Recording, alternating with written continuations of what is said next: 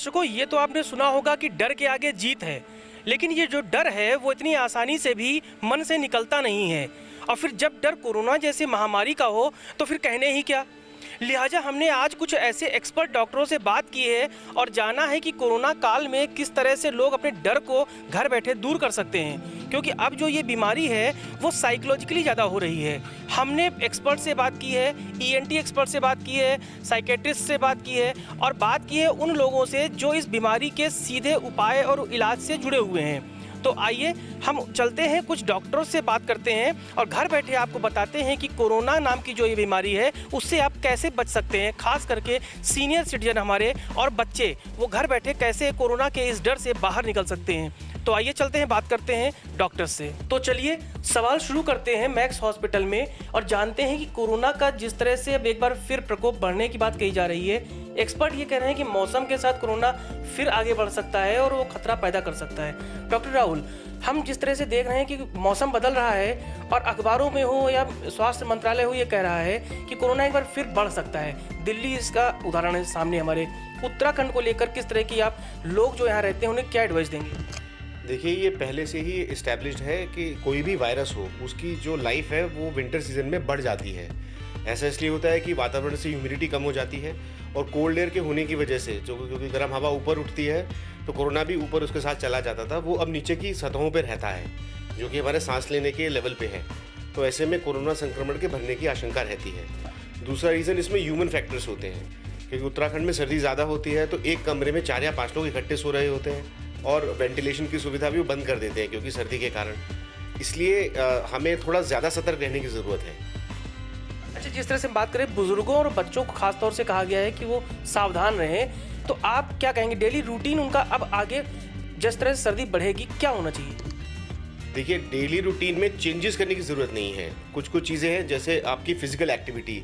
जो बुज़ुर्ग लोग हैं जो वॉक वगैरह पे जाते हैं अमूमन पार्क में, वो उनको अपना थोड़ा टाइम चेंज करना पड़ेगा। जब थोड़ा गर्म हो जाए, जैसे 7 या 8 बजे, तो 6 बजे की बजाय 7 या 8 बजे या सूरज के उगने के बाद अगर वो वॉक करेंगे तो उनका रूटीन बना रहेगा। खाना अपना टाइम से खाएँ और बाहर जाने की बजाय अपनी जो मेडिसिन्स हैं उनकी, अमूमन डायबिटीज़, हाइपरटेंशन वगैरह की, उनको स्टॉक कर लिया जाए, जिससे कि 1-2 महीने उन्हें बाहर जाना ही ना पड़े। और बाकी नॉर्मल एहतियात है और सोशल डिस्टेंसिंग और मास्क अब ज़्यादा ज़रूरी होगा, क्योंकि मैंने बताया कि वो कोरोना जो है उस लेवल पे रहेगा जहाँ पे हम सांस लेते हैं, तो हमें सोशल डिस्टेंसिंग ज़्यादा मेंटेन करना है। अनलॉक की वजह से, क्योंकि अब हमारी आदत पड़ गई कि अनलॉक हो गया है, तो अब हम आधे लोगों ने तो मास्क पहनना ही छोड़ दिया है, तो वो हमें बंद करना होगा थोड़ा। हमसे बात करने के लिए शुक्रिया। तो ये डॉक्टर राहुल हैं। अब आइए किसी और डॉक्टर के पास चलते हैं और एक्सपर्ट ओपिनियन में जानते हैं कि हमारे दर्शकों को आज इस दौर में कोरोना से बचने के लिए। अब हमारे साथ डॉक्टर सलोनी हैं, मनोवैज्ञानिक हैं। हम आपसे जानना चाहेंगे, जिस तरह से कोरोना का दौर चल रहा है, लेकिन कहा यह जा रहा है कि लोग मानसिक रूप से ज़्यादा बीमार हैं बनस्पत इसके कि वो कोरोना से जूझ रहे हैं। ऐसे कैसे, किस तरह के पेशेंट आपके पास आ रहे हैं? इसमें मैं बताना चाहूँगी कि कोरोना जैसी बीमारी में मानसिक और शारीरिक स्वास्थ्य दोनों पर ही फ़र्क पड़ रहा है। किसी भी बीमारी से लड़ने के लिए हमको इम्यूनिटी अपनी फिजिकल और मेंटल दोनों लेवल पर स्ट्रॉन्ग करनी होती है। कोरोना के चलते जो हम लोगों को प्रिकॉशंस बताए जाते हैं कि आपको बार बार हाथ धुलना है, समय समय पर सैनिटाइज यूज़ करना है, कहीं भी बाहर जाना है तो आपको वापस आके अपने सारे कपड़े उतार करके आपको अपनी सफाई रखनी है। ऐसे ही मानसिक बीमारी भी जुड़ी हुई एक बीमारी कहलाती है ओसीडी, जिसको कहते हैं ऑब्सेसिव कंपल्सिव डिसऑर्डर, जिसमें व्यक्ति बार बार बेवजह हाथ धुलता है और ज़्यादा से ज़्यादा अपने आप को सफाई रखने की कोशिश करता है। कोरोना के चलते भी जब ये प्रिवेंशन बताया जाता है तो उन व्यक्तियों में जिनमें ओसीडी पहले से था, या डिप्रेशन, अवसाद जैसी बीमारियां थीं, या एंग्जाइटी, ओसीडी भी एंग्जाइटी का ही एक रूप है, जिसमें व्यक्ति को ऐसी चिंता होती है, ऐसा तनाव होता है कि मेरे को कोई बीमारी हो जाएगी। अब कोरोना भी क्या है, कोरोना का सही सोर्स नहीं पता कि ये बीमारी एक्चुअली हो किससे रही है। पहले ये कहा जाता था कि एक वायरस है, ठीक है, फिर कहा गया ये एयरबॉर्न भी है, फिर कहा गया ये छुआछूत की बीमारी है। ऐसे में व्यक्तियों को सभी लोगों को मिथ बहुत ज़्यादा है कि एक्चुअली फैल किस चीज़ से रहा है, हमें प्रिकॉशन रखना किस चीज़ से है। इसलिए मेंटल इलनेस इसमें ज़्यादा देखा जा रहा है, क्योंकि ये एक अनसर्टेनिटी वाली बीमारी है। अच्छा डॉक्टर सलोनी, जिस तरह से आपने बताया कि सिर्फ बुजुर्ग ही नहीं, आपके पास यूथ भी आ रहे हैं, बच्चों की भी आप ट्रीट कर रही हैं कि वो डर में जी रहे हैं, किस तरह का जो एज ग्रुप है वो आप देख रही हैं कि वो ज़्यादा जो है प्रभावित हो रहा है? हमारे पास हर एज ग्रुप के व्यक्ति आ रहे हैं जो कि डर से प्रभावित हैं, क्योंकि डर सबको अलग तरह से परेशान करता है। जो बुज़ुर्ग हैं वो ऑलरेडी बीमार हैं तो उनको कोविड का डर होता है। जो यूथ है वो आप सोचिए कि कितना मुश्किल होता है घर पर अपने आप को रोक करके रखना, और ऐसा वक्त आया है जहाँ पर 24/7 आपको घर के अंदर रहना है। आप बिना एसेंशियल रिक्वायरमेंट के आप बाहर नहीं जा सकते। यूथ को एंग्जाइटी और एडजस्टमेंट इश्यूज से रिलेटेड बहुत सारी प्रॉब्लम्स आ रही हैं, जिससे कि उनकी मेंटल हेल्थ इफ़ेक्ट हो रही है। बच्चे हैं, स्कूल बंद हैं उनको ऑनलाइन के थ्रू क्लासेस लेना पड़ रहा है। वो लोग इतना नहीं प्रो है कंप्यूटर के साथ में या स्क्रीन के साथ में। 10 तरह के सवाल उनके मन में उठ रहे हैं कि ऐसा क्यों हो रहा है।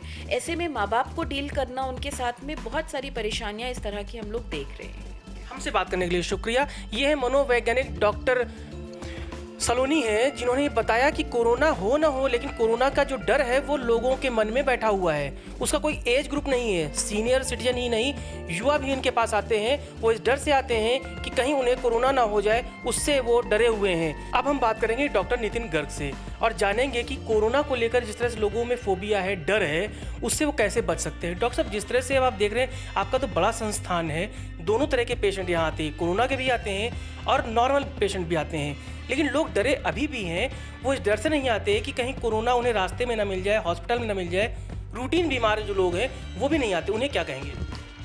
नमस्कार, मैं डॉक्टर नितिन गर्ग हूँ। मैं कंसल्टेंट न्यूरोलॉजिस्ट मैक्स हॉस्पिटल में कार्यरत हूँ। देखिए, आपने बहुत अच्छा सवाल पूछा। आज मैं कहूँगा कोरोना का 1 साल पूरा हुआ है और इस 1 साल में हम इस वैश्विक महामारी से लड़े हैं और बहुत हद तक जीते भी हैं। जीतने का सिर्फ एक ही कारण रहा है, बचाव और बचाव के तरीके। तो जैसा आपने बोला कि लोग अभी भी डरे हुए हैं, अस्पताल नहीं आते। देखिए, हमें कोरोना से डरना नहीं है, हमें बचना है और बचाव करना है। बचने के 3 इम्पॉर्टेंट तरीके, सोशल डिस्टेंसिंग, मास्क पहनना और हाथ धोते रहना या सैनिटाइज करना। अस्पताल आना बहुत ही ज़रूरी है।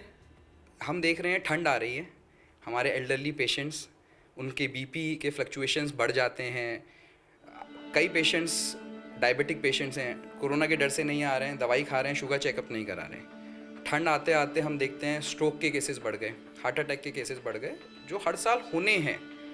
और कोरोना में हमने देखा है कि ये केसेस कुछ ज़रूरत से ज़्यादा हो रहे हैं। कोरोना में स्ट्रोक के केसेस कई गुना बढ़ गए हैं, हार्ट अटैक के केसेस कई गुना बढ़ गए हैं। तो पेशेंट्स को अस्पताल आना है, प्रिकॉशंस रखनी है, मास्क पहने, सैनिटाइज करें, सोशल डिस्टेंसिंग रखें। और हमारा अस्पताल जो एक बड़ा अस्पताल है, वहाँ वो सेफ़ है कोरोना पेशेंट्स के लिए भी, और जिनको कोरोना नहीं है उनके लिए भी पूरी तरह सेफ है। अच्छा, आखिर में हम ये जानना चाहेंगे कि जिस तरह से कोरोना का कहा जाता है कि वो गले में प्रॉब्लम करता है, सांस में प्रॉब्लम करता है, लेकिन आपने कहा वो बॉडी के किसी भी हिस्से में उसका असर हो सकता है। तो ये जो बदलता हुआ उसका स्वरूप है या लक्षण है, वो क्या है? घर बैठे वो आदमी अपने आप को किस तरह से एक सामान्य सर्दी जुकाम से कोरोना में फ़र्क कर सकता है? देखिए, कोरोना एक प्रकार का वायरस है। 70% लोगों में वो सामान्य सर्दी जुकाम बुखार की तरह ही दिखता है। कुछ लोगों में ज़्यादा प्रॉब्लम क्रिएट करता है, जैसे सांस में दिक्कत आना, ऑक्सीजन की कमी होना, और ये सब लोग जानते हैं। लेकिन उसके अदर कॉम्प्लिकेशन, जैसे मैंने बोला कि वो शरीर के हर अंगों पे इफेक्ट डाल सकता है। मैं न्यूरोलॉजिस्ट हूँ तो न्यूरोलॉजी वाली बात करूँगा। मेरे पास इन दिनों में कई गुना स्ट्रोक के केसेस बढ़ गए, जो कोविड से ग्रसित थे या कोविड ठीक होने के बाद उनको ये केसेस हो गए, स्ट्रोक हुआ। मेरे पास कितने ही सीनियर सिटीज़न लोग आए जिनको एकदम से मेंटल कन्फ्यूजन हुआ, वो ठीक चल रहे थे और एकाएक उनको चीज़ें समझने में, पहचानने में दिक्कत होने लगी। कई पेशेंट्स आए जिनको नसों की दिक्कत बढ़ गई। ये सारे कोरोना के प्रभाव हो सकते हैं। कईयों में दौरे की संभावनाएं बढ़ गई, दौरे बढ़े, और रीज़न इसके 2 हैं। एक तो कोरोना का प्रभाव, दूसरी चीज़ कोरोना के चलते डॉक्टर से ना मिलना हुआ और दवाइयाँ छूट गई, या कोरोना के चलते कोरोना की दवाई ली लेकिन ये दवाई रह गई। शुक्रिया आपका हमसे बात करने के लिए और दर्शकों को इतनी अच्छी जानकारी देने के लिए। हमें उम्मीद है कि आपकी एडवाइस हमारे दर्शक भी जानेंगे। तो दर्शकों, ये है डॉक्टर नितिन गर्ग, जिन्होंने बताया कि घर बैठे आप किस तरह से अपने आप को सेफ रख सकते हैं। सिर्फ 3 उपाय, मास्क, सैनिटाइजर और सोशल डिस्टेंसिंग। इसका अगर आप पालन करेंगे तो इसमें कोई शक नहीं कि आप सुरक्षित हैं और कोरोना से आप बचे हुए रहेंगे। मानसिक रूप से भी आप अगर बीमार हो गए तो अगर इस तरह के डॉक्टरों की सलाह समय समय पर आप जानेंगे और उनसे पूछेंगे तो आप कहीं ना कहीं इस बीमारी से काफ़ी हद तक सुरक्षित भी रहेंगे। कैमरामैन प्रदीप बिष्ट के साथ आशीष तिवारी, जय भारत टीवी, देहरादून।